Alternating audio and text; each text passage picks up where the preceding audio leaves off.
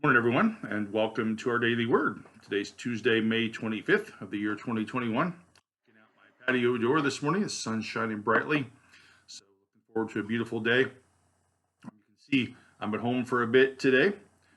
Gonna have Hudson and Carter for a little bit while their parents go to an appointment. So I'm at home just waiting for their arrival. So today, I found this interesting benediction. I was going to talk about Pentecost today, but then this benediction came across early this morning, and I thought, yeah, this makes sense, and I think it's something that I'm going to start using in the month of June for our benediction, and how it is that we bless God and have a blessing on ourselves, and then send it out. So this is called, in the book of Numbers, chapter 6, begin with verse 22. It's called the priestly benediction. And so the priestly benediction goes like this.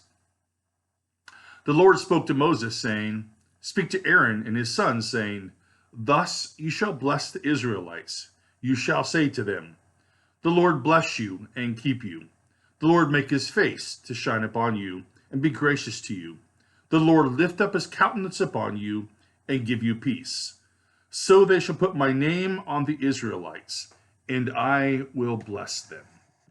So you've heard this benediction before. I'm sure it's one that we often use in the church.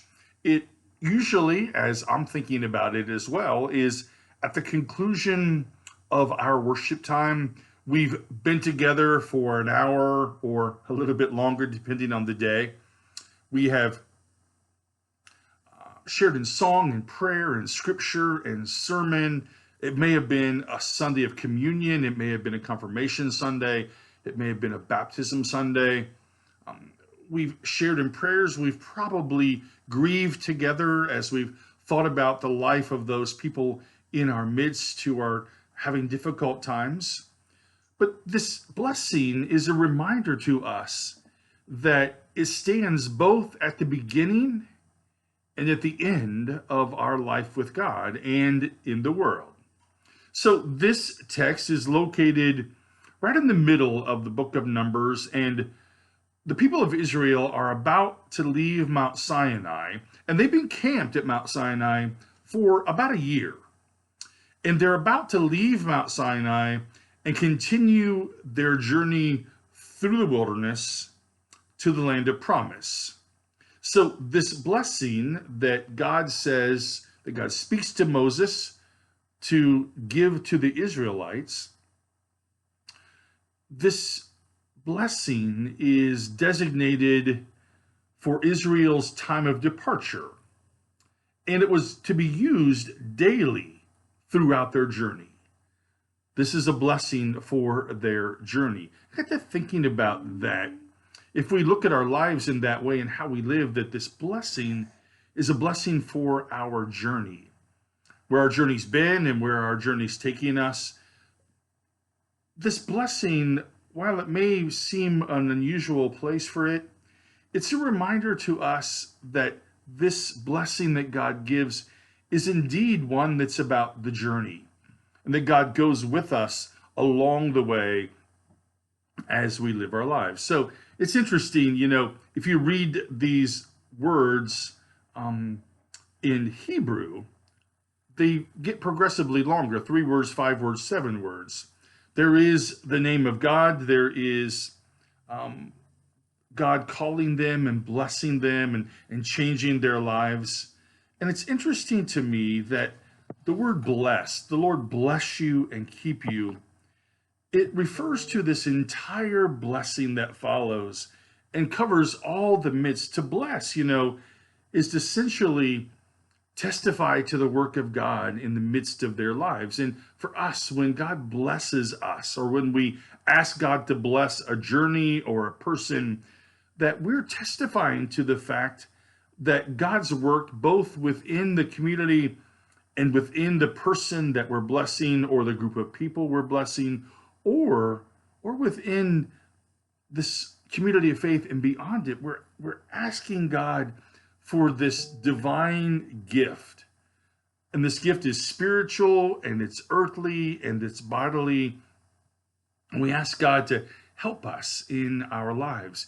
I've been with groups many times. When we go on mission trip, we ask God to bless our time and to give us safe travels. When the scouts go on their trips and I have the opportunity to meet with them and to bless them and pray with them before they go, we're asking God to be with them in the midst of their journey and to keep them safe. There is this idea that, as we read it in Numbers, that God blesses and keeps them and makes his face shine upon them, is gracious to them, covers all of their lives. And the good news for me, as I read this text for us, is that there are no conditions attached to this blessing. We don't have to do certain things. We don't have to follow certain protocols or to even say the right words, but this blessing just comes to us, and it covers us both in our lives and in our journey. No conditions are attached. God keeps us, holds us close. The word keep is a reminder that in our wandering, in our journey, as we wander and try to find our way, that God keeps us, and moves in us, that God's face, God's countenance is something that's always in front of us. I think about that as I make my way around and go to the places I need to go and think about life's journey. And when Diane and I are driving, I can't really stand to drive.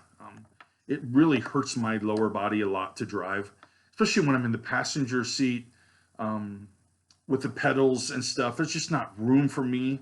And so Diane drives a lot, and she drove last night. I needed to go back to the church last night, and I was going to go, and she said, well, why don't you wait and we'll get some ice cream?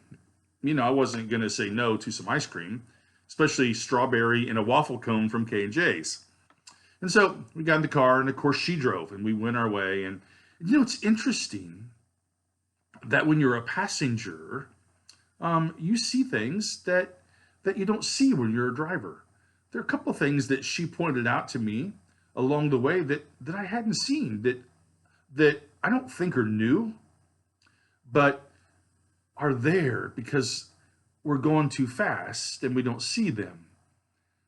This blessing of God's countenance, of God's face, is a reminder that God's always present with us. That this idea that God goes with us along the way, it's almost this benevolent presence in our lives, this gracious action. And we can't make any special claim on it. It's just ours. And God gives it to us and helps us along our way. It somehow, for me at least, it changes the worldview in our lives when we know that God's shining face is always upon us. There is this idea of countenance, of course, and then the Lord lift up his countenance and give you peace. Peace. Peace is such a thing that I'm stuck with in all of my life. Sometimes when I go to the camper and spend a day and a half there or something, people think sometimes that I'm going there to find peace. I'm really not. I'm going there to find quiet. I'm going there because that is my place, where I just connect with God and with creation in the midst of my life. But peace comes to us because of God's countenance, because of God's face, because God has blessed us and God keeps us and moves in our lives. And I think this is such an important part of this benediction for us. Here we are on our life's journey, we're making our way, and the past week has been an interesting one. We've celebrated graduations, and graduation's a fun time, and I know it stresses parents out, and I remember those days, and people coming to your house for a party, and the ceremony and the emotion of all of it, the growing up, the transitioning to the next part of life for our children. We celebrate it, but yet part of our journey, we know that God's blessed us and continues to keep God's face close to us. We celebrated confirmation in church, and this idea that these young people on their spiritual journey, which isn't very long, continues. And as a congregation, we ask God to bless them. As a pastor, I ask God to bless them and to be gracious to them and to give them peace. This weekend, there are a couple of deaths that happened, and I receive those phone calls, and I grieve with people I love who are grieving the death of their parent. And, this reminder that in all of life, no matter the age of our parent, it's grief. We grieve and we struggle and we worry about the future. But then, we hear this blessing. The Lord bless you and keep you. The Lord make his face shine upon you and be gracious to you. The Lord lift up his countenance and give you peace. This is a reminder that God is present with us in every single journey of our lives. And there's this final piece of this blessing that I've read many times, but it really jumped out to me this morning. It's verse 27. God says, "So they shall put my name on the Israelites, and I will bless them." Putting God's name on the people. It's a reminder of the divine source of all these blessings. It's as if the people of Israel now wear God's name, and that it should be worn so that all people will see and believe. Think about that in my life and in your life as we live it. The blessing is powerful, right? The Lord bless you and keep you. The Lord make his face shine upon you and be gracious to you. The Lord lift up his countenance upon you and give you peace. So they shall put my name on the Israelites, and I will bless them. Putting God's name on us, wearing it, so that people can see it and believe it. It's a reminder for us, that in all of our lives, God is present with us. God moves in us. And we wear God's name on us. I don't know if we understand the significance of that.